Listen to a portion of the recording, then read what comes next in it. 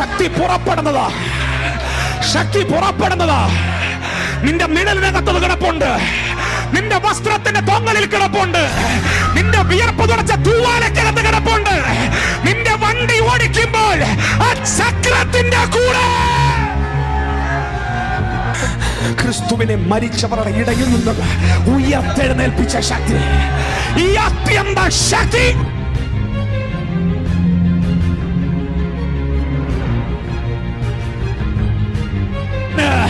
ഞാൻ ജീവജല നദിയുടെ വെള്ളം കുടിപ്പാൻ കൊടുക്കും.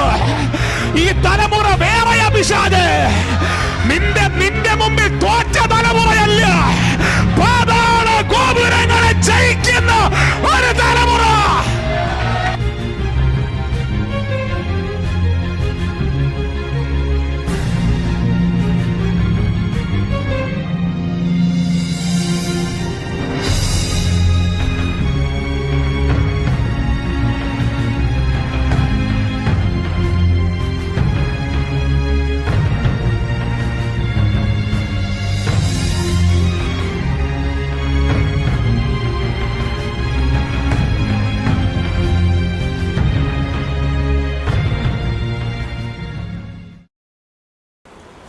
കർത്താവിന് നന്ദി.